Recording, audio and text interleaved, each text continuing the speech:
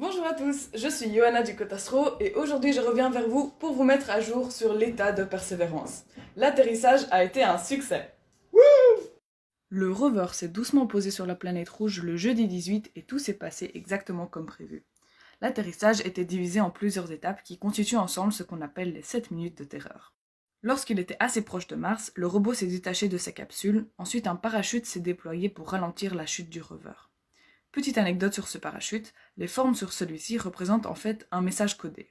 Les coordonnées du JPL, Jet Propulsion Laboratory, et la phrase Dare Mighty Things sont inscrits en code binaire dans les cercles concentriques.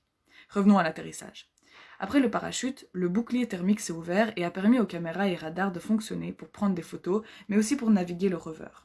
La dernière étape est celle de la grue volante, qui s'est détachée du rover, mais qui continuait à soutenir le robot en suspension par des câbles, tout en activant ses rétrofusées pour freiner le robot et amortir la chute.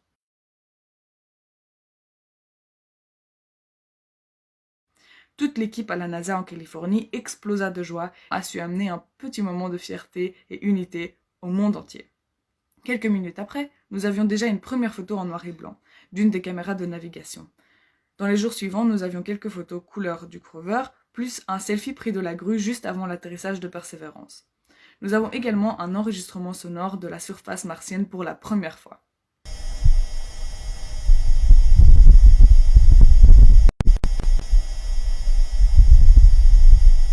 Dans les prochains jours, le rover va vérifier que tous ses instruments fonctionnent bien, va déployer Ingenuity, le petit hélicoptère qui est déjà en train de se charger, et commencera à explorer le cratère dans lequel il a atterri.